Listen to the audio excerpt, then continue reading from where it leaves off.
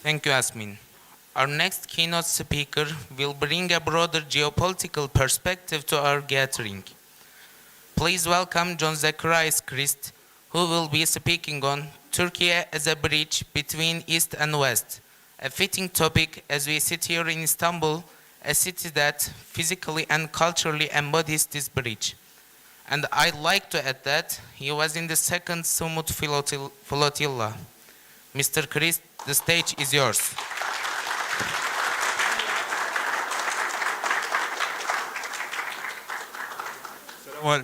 Assalamu alaikum wa rahmatullah. How are you? Good? 'Cause many of you know me, because I was your teacher. Who have I taught in this room? Raise your hands. It's about half, mashallah. Okay, very good. So as you know, I was at Marmara Imam Hatip Lise last year, and this year I am at Fatih Sultan Mehmet Vakıf University, sorry. As you can see there. So I am an English teacher, and as it was announced, I was on the previous flotilla. Sumeyye Hanım was also on a flotilla, the one before me, so 2005 and 2006. You have two representatives of this. Now, before we begin, Sumud across borders, the word Sumud, what does it mean? What is Sumud? Okay, I mean, one word, yes?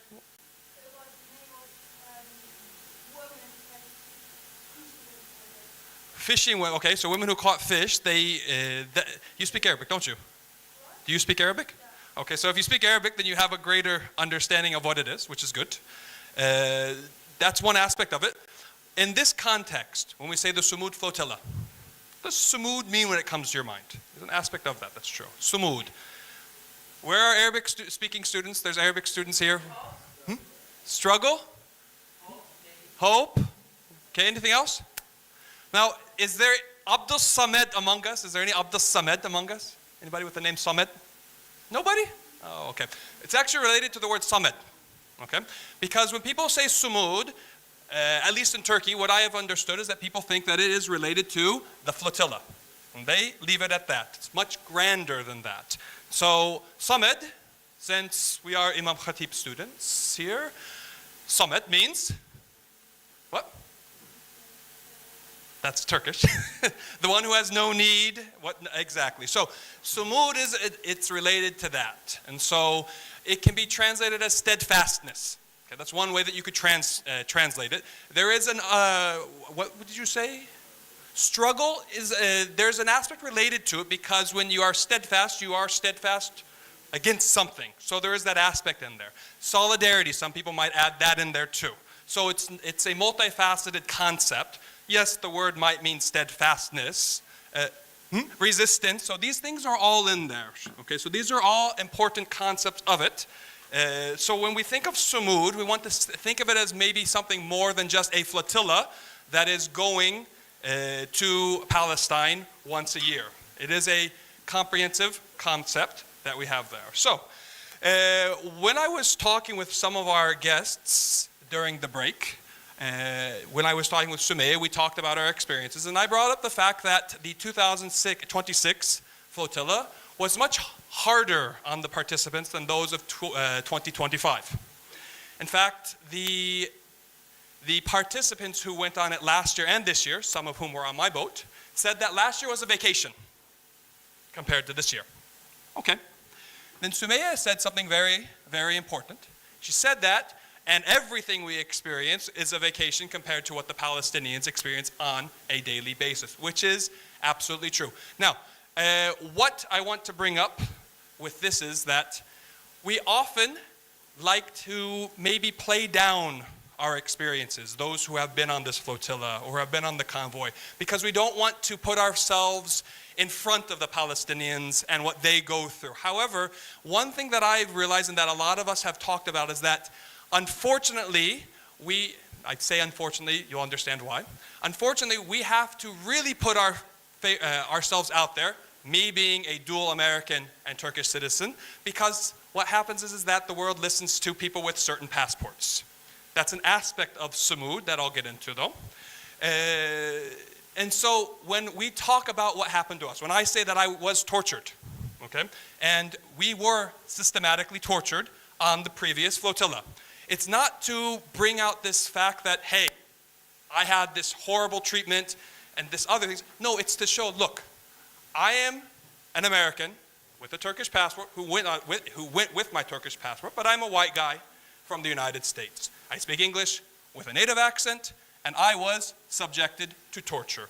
This means that the basic or the minimal treatment that one will experience from the Zionists is torture. Okay? So this is the bare minimum. You're not going to get lower than that. So when I explain what happens to me, I'm not going to do that here. There's enough that's written out and that has been broadcast that I do hope that you look into. It's to show that, look, this is the bare minimum. The Palestinians are not experiencing anything less than this. They're experiencing much, much, much worse than this on a daily basis. So, now, moving on to my next point. Before moving on, let's remember that the true heroes. If I ask you, who are the true heroes of this movement? If I say that, because I get told this all the time, you are a hero. I'm sure, Sumaya, you've been told that too for going on it. You are a hero for doing this. What's the response that we actually give? Do you know? I know you know, but the Palestinians are the true heroes. Because everything that we do it with a government behind us. We do it with stronger passports. So when I yell, "Free, free Palestine," in Ramon Airport in Eilat, and no one does anything to me, it's only because I have the Turkish government behind me saying, you can't touch him. When the Palestinians do this, they don't have that government behind them. They're doing it without that security. So, remember, who are the real heroes of this? The Palestinians. Okay? You must remember this. This is the first thing that I will emphasize. Now, since I'm talking about Türkiye as a bridge between East and West and its role in Sumud, this is the first year that ships sailed from Turkey, or from Türkiye. Last year that didn't happen. This year it did happen. We sailed out from Marmaris, if you know where that is. 15 ships from Turkey. We went early, we got these all ready and everything else. Now, what is the importance of Turkey in this regard? Because there are different ports that this flotilla sailed out of. Barcelona, Spain. Sicily, in Italy. There are some ships that were going to come out from France, but some things happened. There are some other ships that waited in a Greek island. But we left from Turkey this time. What's the importance of this? Last year, it was Tunisia. Tunisia wasn't in this time. Turkey was. Why is it important that Turkey be in this mix? Now, Sumud is a global movement. Lots of people are a part of it. People from Europe, America. But there are people from what we might call the global south. It's easier for people from the global south to come to Turkey or to Tunisia last year in order to partake in this. Now, not everybody is able to get on a boat. There are reasons why they can't. But many people can come and help. Now, in order to come to Barcelona, what do you need? A passport. A strong passport. If you don't have that, then what do you need? A Schengen visa. Same thing for Italy. Not everybody can get that. Now, some Turkish people with green passports, yeah, you all can get it. Okay, you can go, you don't need a Schengen visa, fine. But there are lots of people in this part of the world, in many parts of the world who can't. Tunisia last year, and then Turkey this year especially, they are the means by which people from different parts of the world can come and take part of this global movement, whereas they might not be able to do so if it were restricted to European countries. So there's a very valuable role of Türkiye that we have and that we saw this year, especially when we get into the notion of the interception off of Greece. Now we have to look at it in that context. So, as you may have been following, the first interception that happened to the flotilla happened 650 or so miles from Gaza off the west coast of Crete. This is farther west than Turkey. This is very far. Last year, if I'm not mistaken, it started at 100 miles off the coast. I think it was that. So what we call the orange zone, the zone where you might be intercepted. It's moved from 100 miles all the way to 660 miles.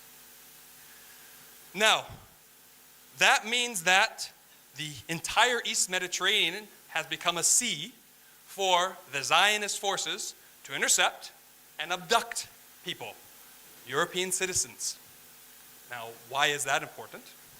Because Greece, being an EU country, has a responsibility to protect other European citizens, and it didn't. Did not this time. Let the Israeli military enter its waters, abduct people, and take them back to Ashdod. So that's a high level of complicity, which is another aspect of Sumud, is to bring out the complicity of governments in the world that are working with Zionists. The Greek government showed itself this time to be one of those. Now, after that, there was a political crisis. There was a lot of pressure. Follow the news. Trump was pressuring Erdogan to not let the ships come into Marmaris. Very, very heavy pressure. The flotilla might have just been disbanded, everyone went home, and that was it. So, the government in Turkey did not budge. They allowed the ships to come in. It's a very big thing. How many ships? 50. This was not supposed to happen. Had the first interception not happened, what would we have done? We would have taken off from Marmaris, met in international waters, and gone straight to Gaza. The 50 ships that came and anchored in Marmaris were not supposed to come. They all came. In fact, I was one of the people who met the incoming sailors, activists, captains, and whatnot at Marmaris. There's somebody else in the audience who really helped me in that. Nasibe, can you raise your hand, please? Yes. So she was also there at that time, which we'll get into. How can you help as students in Turkey? We're going to use her as an example. She didn't know I was going to do that, though. Okay. But anyway, so I was, being the native English-speaking Turk, the one who they had go meet everybody and help them get to where they were going. Now, yes, it is much easier for people from the global south to come to Turkey than to Europe, but still not everyone was able to get a visa. Regardless, the Turkish government made an exception and allowed every single person entry into Turkey. They gave special permission just for this. They were able to come into Turkey, they were able to step on Turkish soil, they were able to complete their trainings, educations, refill their ships and everything. This was a very, very big, this is a very big step done by the Turkish government. In contrast to Turkey's neighbor, Greece, and when I mean Greece, I'm not talking about the people, I'm talking about governments here. The Greek government that helped the Israelis intercept, abduct, kidnap people in their waters. They came, so we have these actors who came to Turkey. Then, the next crisis, potential crisis, will these ships be able to leave? Okay, so they came in. They were scared. If we come into Turkish waters, will we not be able to leave? That was another issue we were dealing with. In the end, obviously, we left. So, this movement, Turkey being in this movement, played a very, very critical role when you look at the whole context of how this flotilla unfolded. Had Turkey not been in the position it was, had it not made the decisions it did, then it would have just been disbanded. People would have gone home. Maybe some people would have been very cavalier and just driven their boat all the way to Gaza. That's a possibility, but, it could have disbanded right there. So, that was what went down in Marmaris. Now, so the importance of Turkey in this, we had several Europeans, and I was talking with many of them, they were surprised to see how organized everything was when they got to the Marmaris port. Okay? They were in shock. In fact, some of them complained about the level of security that we had implemented there. They said, well, if you don't have your badge, you can't get in. And like, well, we didn't do that back in Barcelona or in Syracuse, in Sicily. And unfortunately, there were at least 2 incidents of sabotage that happened in European waters. And so the comment that was made by the Europeans was, yes, okay, we are we don't like it, because we like, everything to be easy and free going, but we understand why there are no incidents of sabotage that happened in Turkey, because you took security very seriously. So another point in that vein. Also, during that first interception, we had a crisis room. You could see that all of the logistics, when there was a crisis that happened, when there was an interception that happened, all of the members of the GSF were in Turkey somewhere, either on land, on a boat, somewhere, forming a crisis room and engaging in trying to solve the problem. So everyone was coming together here. Okay? People from all over the world. Now, there is a perception among Muslims, among Turks, I'm one of you, so I know what it is, that it's the Westerners who are doing so much work. And there are many who are doing great work. Many are here. But this perception has another side to it. So it's a double-edged sword. We're not doing anything. I think you probably have heard that, right? There's a lot of laudation, extolling the protests that are happening in the West. We don't see these happening in Turkey, right? Right? Am I talking? Yeah? Yeah, right? Yeah. And so that's a critique that people are saying. Now, there's reasons behind that why that might be, but what I witnessed is that on the Turkish side, there's a lot more things that are going on behind the scenes. Again, this is an aspect of the Sumud methodology. Again, who has the stronger passports? The Europeans. Who do people take more seriously in the international media, in the international community? Europeans, Americans, white people, right? Okay. So there is a strategic aspect to this. When we are put on a boat, my boat was going to have 20 people, all men, and we all had long beards. And so the joke was that boat is not a safe boat. We got to put some women on it, and we got to put some Europeans on it. Okay, because I went with my Turkish passport, so I wasn't European enough, I guess. And the reason being is because up until 2026, this was the strategy used so that when the IOF, when the Zionists came, they would stay their hand. They wouldn't attack as hard. They would be afraid of hurting a European or an American or a woman. Well, that might have been the case up until last year. That wasn't the case this year. And so they have changed their strategy, which shows that this whole movement is working. If you force your enemy to change their strategy, what does that mean? You did something right. Okay? So they had to intercept us 650 miles out. This is the first time they did it during the day. They would always intercept at night. Now they're not afraid. Just come out in the middle of the day and they take you off your boat. They don't take the boats. They don't commandeer them. They just take you off the boat and just let the boats float out, drift out in the open waters. So they've changed a lot of what they did even from last year. So it shows that this movement is working. Because I know a lot of people say, what's the point of this flotilla, all these things? You're not doing anything. You're giving them all this aid. We're not giving the aid anymore. They don't even take it. But if they're forced to change their strategy, if they're forced to up the amount of pressure, the systematic torture that they did this time, it's working. Does that make sense? Yes or no? You were my student. You know I like interaction. Yes or no? Yes. Is Harun?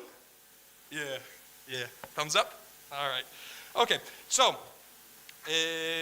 other aspects. So this Sumud movement, as I said, it's not just restricted to flotillas. There is a diplomatic, legal side to this. When we got back, so there are more than 400 or so people who were deported from Ramon Airport, Eilat, it's way down in the south of occupied Palestine, to Istanbul. The only people who were not on the planes with us were the Jordanians. They were deported overland because there's a land border. But everyone else was flown back to Istanbul. Upon arrival to Istanbul, again, not everyone had the right to receive a visa. Everyone came, they received free health care, they had their statements and testimonies taken, and this has now been elevated to the ICC. So both the Turkish court system has a case, universal jurisdiction, that they are going to try the people who tortured us, and it also has been brought to the ICC. Now, who brought it to the ICC? Who collected the testimony? Who did all this?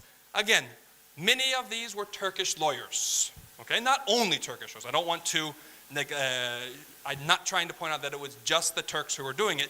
I'm trying to show you that if you take a part in this, then there are places for you, even though you might not be seen, there are places for you to help out. Talked with one of my friends on the legal department. I'm not going to say his name. He told me that we went to the ICC and we were the ones who spoke the most to the judges in front of us. Now you don't know that, okay? Because you see an international team going to the ICC, if you even know that it went there, and you see that, okay, so it was a team. But so there's a lot of initiative that you here today, if you put yourself into the right positions, if you learn the language, if you learn the subjects that we talked about, legal things, all these things, if you take this seriously, there are things for you to do. Some of the people who were in Marmaris were not able to get on a boat. Egyptians. Why couldn't an Egyptian get on a boat with us? I wonder why. Because if they got captured and they were deported back to Egypt, Sisi is not a nice man, to put it very lightly. So we didn't allow, we being GSF, Global Sumud Flotilla, the organization did not allow Egyptians to go on boats. However, there were Egyptians that were at the dock with us, and they helped load, they helped with logistics, they did many, many things. But they're not on the boats. Nesibe, I'm going to tell the story about how there was a near diplomatic crisis on my boat. She alleviated it. Okay, so on my boat there was a member of parliament from Italy. It's the only parliamentarian on our boat. Last year there were many more.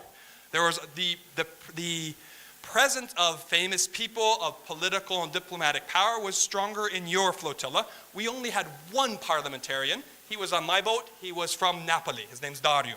Okay, and I had to speak French with him because he didn't really speak English. So there you go. So he learned French too. Yes. You speak French, don't you? Yes.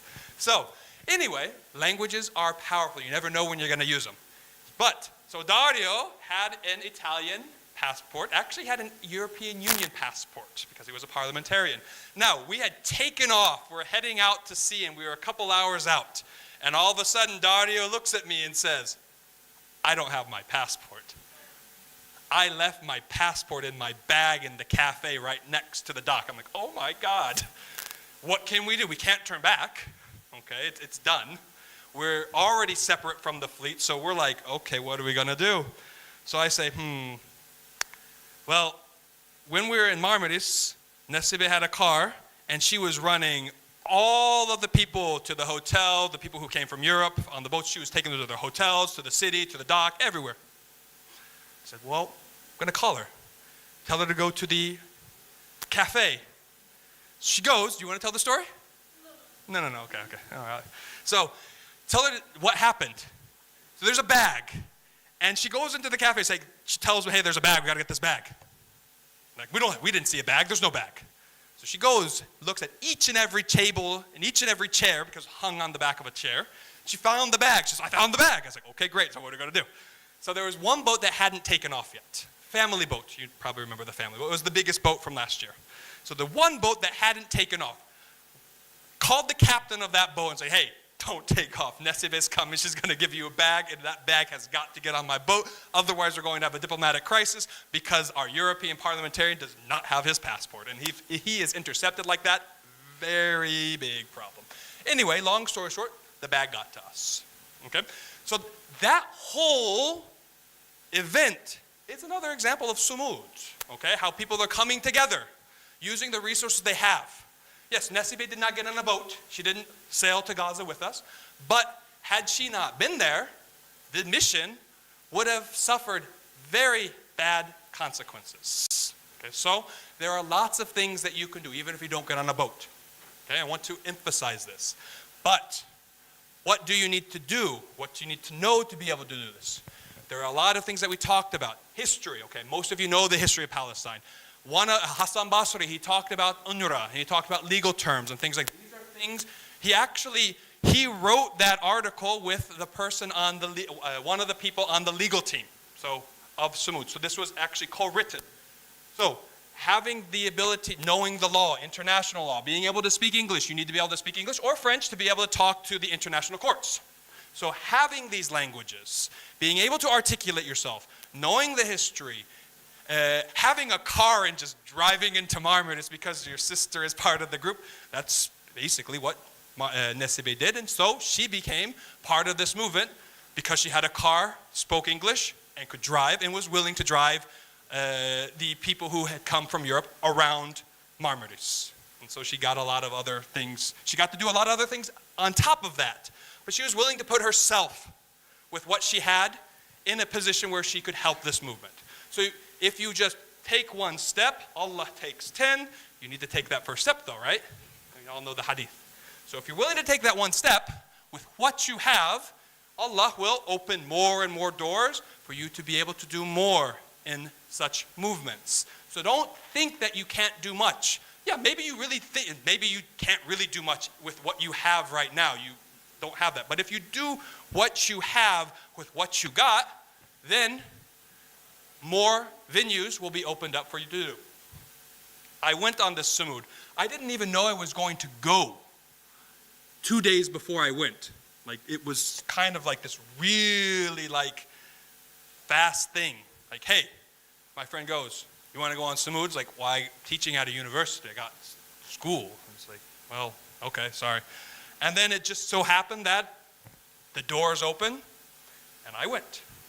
I put my foot out. I'm not going to tell the whole situation, but a lot of things happened within 2 days, and it was an intention, not just an intention, but also a manifestation and execution of that intention by taking one step, and then another, and then it just, whoa, I'm in Marmaris, and now I'm on a boat, the biggest boat of the flotilla.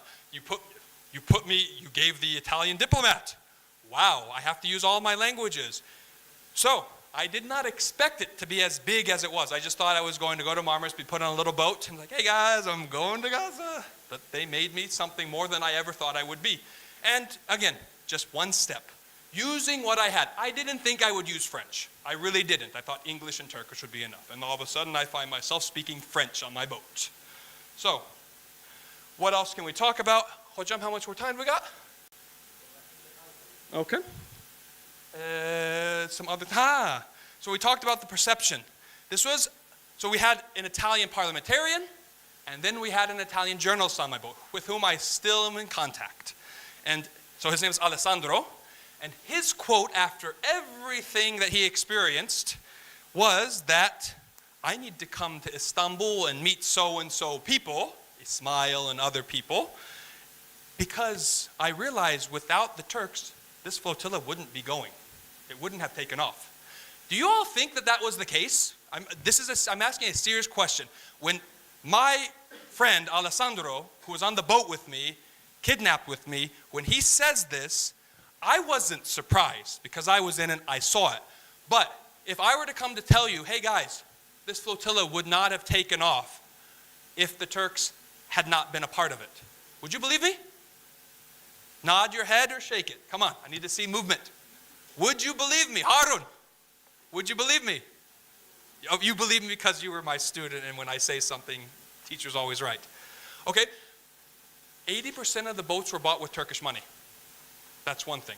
So even if people didn't go on it, those boats who were piloted by Europeans were bought with money donated from İHA and other organizations. Okay? So there was a lot of donations that came from the Turkish. A lot of diplomatic effort was expended. A lot of the humanitarian aid that was put on. We kept getting it day after this. Like, guys, there's no more place to put this aid. Well, we got 10 more tons. Like, all right. Okay, so let's put it on a boat. No. How much more time? 5, 10 minutes. Great. So Another thing that I will bring up, because people talk about critique. Yeah, guys, you're giving these boats to Israel. Well, we're not, because they don't take them anymore, so that critique's gone. We're actually picking them up and bringing them back. I think about 10 of them have been recovered, and they're being brought back. That's one critique. Well, the aid. Guys, you know, if all of those boats, with the aid that was carried on them, were to make it into Gaza, you know how much aid that is? Like, how many trucks worth of aid? Any idea? 5 trucks, maybe. Yeah. You can't, I mean, that's the thing. It was like when they did that stupid airdrop propaganda. Like they were saying, the airdrop is like dumb because you only like drop a ton at a time. It's like, but a truck brings in tons upon tons, and you can get in 600 trucks a day if they were to just open the border. A boat, I mean, maybe 5 tons, or maybe 5 trucks maximum of all the boats. So when you think about the amount of aid that we're bringing, it's actually quite nominal. The goal here, yes, we do want to bring aid, and there's an aspect, why do we have to carry it? I'll get to that. But think about it. The goal here is to be in solidarity with the Palestinians. They're telling us to come. We're showing that we care. It's important. If we were to break the blockade, the amount of aid that entered notwithstanding, the fact is we broke the blockade. It's just like when there was the Iran and Israel missile fight back and forth. Everyone said, wait, that Iron Dome isn't so impenetrable. You can hit them with missiles. They're not as powerful as we thought. It'd be a similar thing. If we can just break that blockade, there you go. Doesn't matter how much aid gets in. I mean, we would want more and more, but just breaking the blockade, inshallah, would then open the door for the real aid to come in through every venue. Most importantly, through Rafah. That's the big one that needs to happen. The big thing that needs to happen is for the Zionist state to be dismantled and then to dissolve, of course. But barring that, that's, if you're talking about aid, it's the trucks that need to get in. Okay, so why do we carry it? Another aspect is, if you're carrying humanitarian aid on a boat, you are legally allowed to enter every country's waters. They cannot hinder you. They can't stop you. So if I want to use Egyptian waters to carry humanitarian aid, that is a strategic aspect of it. So there's not just, hey, let's carry some aid in. Yes, of course, let's do that. But it allows the ability for us to keep working, keep moving. If we don't carry humanitarian aid, then we can't enter the waters of countries without their permission. We don't need permission. We're carrying humanitarian aid to people who need it, right? That's a legal aspect of it. Did you know that? Did you all know that? No. But it's an important aspect. So there is a legal factor in this. Why do we carry aid? And we really are carrying aid. We can use international waters. They can't tell us you can't come in. Not legally, right? Okay? That's why the Zionist forces, this time, they went to great lengths to say, hey, we didn't find any aid on the boats. Well, yeah, you didn't look, okay? You just kind of threw the boats out in the water. So, now, there's a little video that maybe some of y'all have seen. I knew these people, very good friends, Harun and Ibrahim. One of them is from East Turkestan. You can probably get, yes, Ibrahim. So if we can show this video along with the sound, it's in Turkish. I think all of you or most of you know Turkish, but there you go. So here's Harun and here's Ibrahim. Now you're going to have to take a look at what's out in the back. Now I do not condone smoking, but the video is funny nonetheless. So if we can Korkutmaya mı çalışıyorsunuz siz? Operasyon çekecekler, sizde kral, satın adamda yok. Hayır. Ya bunlar çılgın Türkleri bilmiyor herhalde İbocuğum. Abi öğrenirler. Öğrenirler. Hayat bu. İnsan istediği şeyler öğretir. O da bize gözdağı vermeye çalışıyor. Evet. Yer mi anladı o çocuğu? Yemez. Yemez. Korkuyor muyuz? Hayır tabii. Hayır tabii ki. Niye korkalım? Ondan bizden korksun.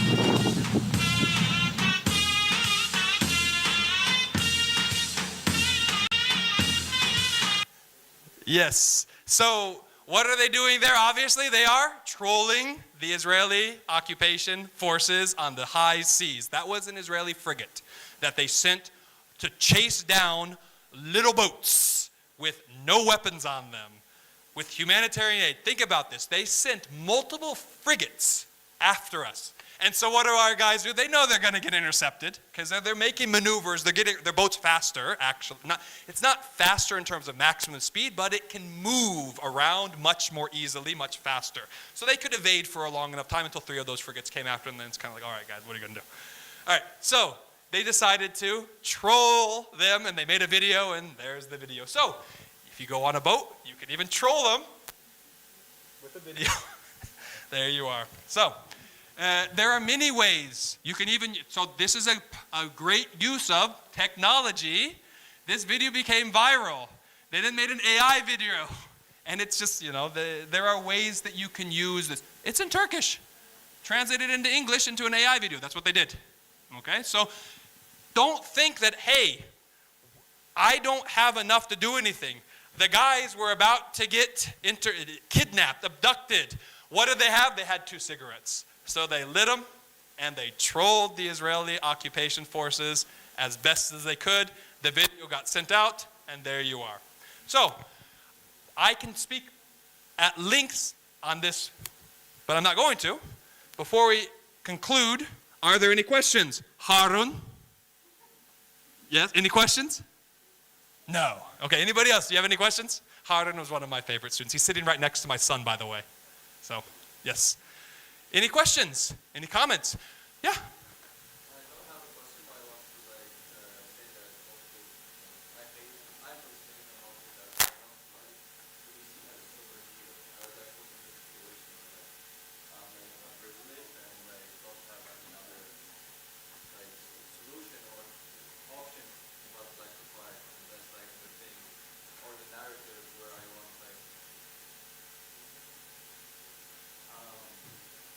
I really I'm currently fighting to change this narrative because I'm also human who have hopes and have life and beloved ones, and I don't want just to be as a superhero because that's too much of weight on my shoulders that I have I'm happily represent Palestine and Gaza and everything, but it's also too much weight for the shoulders. So I wouldn't say everyone is super hero or whatever. It's just I think Palestinians need more solutions than being seen as superheroes.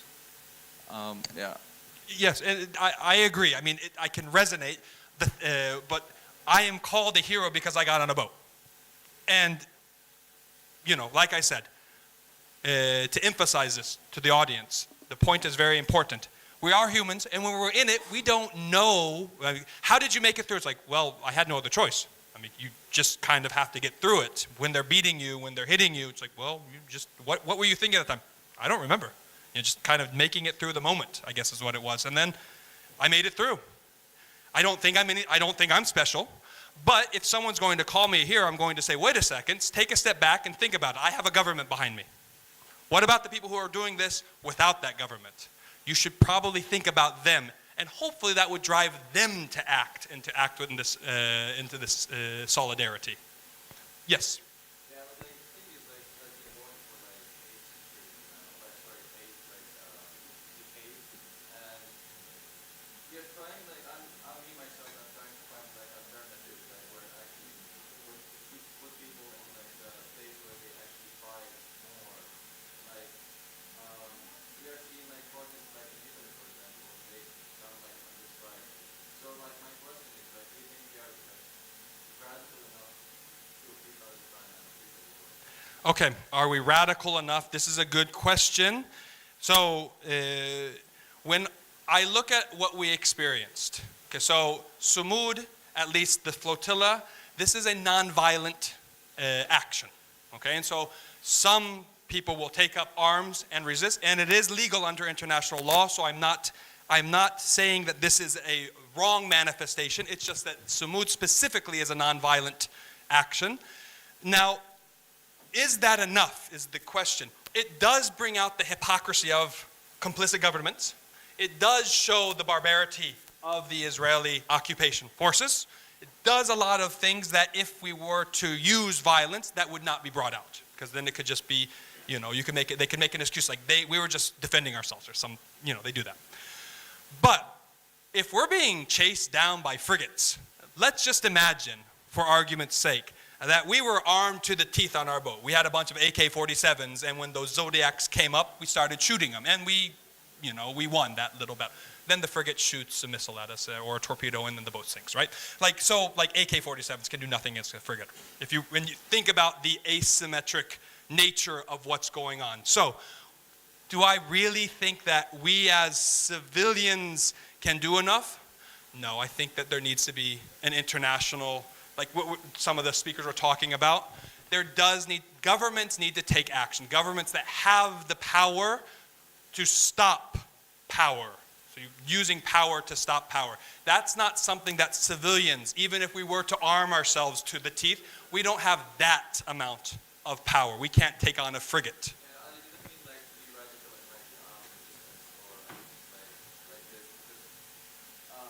I believe we are not white enough just like to have arms like as in Ireland or whatever, like to people for us to justify using armed resistance. But my point was like, I think people could go like on strikes for so long that actually the society collapse if they don't actually make actions where like could save the Palestinians' lives or people in Congo and Yemen and like everywhere like where they're oppressed. Like you don't have to use weapons right now. As like Sena was saying, like use your phone at least, like you could go on strikes and like not just with like all my respect, like but like a protest on a Sunday or a Saturday wouldn't change anything. Like you show that you care and you love and like you root for like the good, but that's not enough like to save the lives that are being taken away from people. Yeah, so this is an important point. So how would that dismantle the Zionist state is kind of the question that I would ask in turn to that. Like if everyone were to protest. Let's compare Italy with Turkey. So in Italy, there is a Zionist government. Meloni is a Zionist. The only reason she made a somewhat strong statement after the interception was because the parliamentarian was tortured. Given that, torturing a parliamentarian is technically it's a declaration of war. Right? So her statement is still very weak given the context. So the Italian people protest. And I agree. In Turkey, we don't protest. We don't have a Zionist government against whom we're protesting. So if the situation in all of Europe were like that in Turkey, protesting I don't think is enough. It needs to be done in certain contexts, in the European context, in the American context, in places where the governments are wholly complicit. In Turkey, other things need to be done. Protesting, who are you protesting against? Can you hand your microphone over? I think the boycott is the most effective one in the non-Western countries. And also we support, sometimes the protest, it's more than protest. For example, I love pal action. They made a lot of... That's now starting to get a little bit violent, though. That's using violence, not against people. It's the most effective one, actually. It's the most effective. Actually, sometimes what I think, the problem is coming from the West.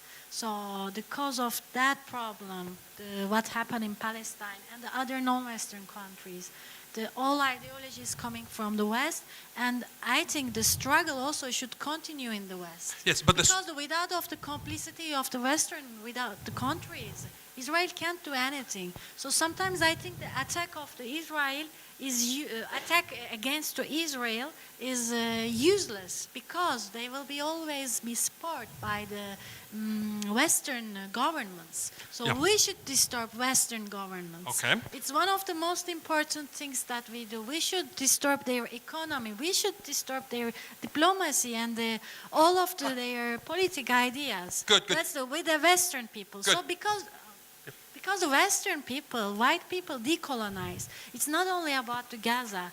When they protest and when they also the damage to their pro-Israel government, it's also a very good step for them because these people also suffering from the colonialism. Yes, good. So I think what we're getting at is that people in what you would say the global South, in this specific context in Turkey, they have to do different things than what they're seeing in the West. So instead of saying, oh, look at the Westerners and what they are doing, they're protesting, the means that people in other parts of the world have to undertake are very different. If your government is Zionist, you do something different than if your government is willing to help you send a flotilla outward. So there are different things. So if you're in Turkey, what you can do is different. Hocam, how much time do we have? Do we have time for another question, or are we done? One more? Okay, so I think we have one more, and then we can move on, or comment, or however. And then I will end it. I will wrap it up. Well, I had a question, but I just wanted to add on to the previous points. Just in terms of like the resistance and also means of protesting, like peaceful protesting and violent protesting go hand in hand in, I think, all struggles. I think it's very important to have both because especially in the Western society, peaceful protesting helps people gain trust in those people who organize those peaceful protests, which then make them more passionate about the topic, and then eventually some people can actually resort to other more radical ways of protesting, like for example the PAL action. But also, I just had a question about, because I'm very curious to know, what is like your activist background, or how did you emerge as an activist? So I actually started learning French way back when because it was like the lingua franca, it was a dying lingua franca, and so I wanted to do humanitarian work. This was way back when I was like in middle school. I remember like, okay, if I learn French, I can go to Africa. I didn't know that you needed other languages too, but at that time. So the goal was to learn languages so that I could do humanitarian work. And knowing English and then knowing French, I thought that would be enough to do that. It's not, but I thought at the time as a 14-year-old boy. So moving into that, I started to translate for the Sumud Flotilla. I was translating the trainings and the workshops, and I became an interpreter, and they're like, all right, well, you can come. And so we did an interview, and that's how it just kind of progressed. I used what I had, my ability to translate and to edit, and I used it effectively until they saw that this, you can maybe do some more, and so I eventually got onto a boat that way. So it was through my ability to translate and edit. That's actually how it started. And that started way back when I was like 14, when I took that step to, I want to learn French so that I can help people in deprived parts of the world. That's actually where it goes back to. The last thing I will say, and then I will wrap it up. So about PAL action, because do you know what PAL action is in the United Kingdom? Have you been following that? Palestine Action is a group in the United Kingdom that actually breaks into Israeli weapons makers and will destroy weapons. And so they were actually charged with terrorism. And yesterday, the appeals court in the UK has ruled that it is a terrorist group. So they are a terrorist group. Now, what does that mean? They were effective. The fact that the UK courts had to break their own laws to call this group a terrorist organization shows that it was very effective. So that's why it's not only, yes, if you say protest, if you understand it just as non-violent, and when I mean violent, I don't necessarily mean hurting people, but breaking property that's used as weapons. That is also a form of using violence in a way that technically is protected if you're doing it against genocide. That's something that people have the right to do under international law. You can do that technically. So I think that's enough. Thank you very much.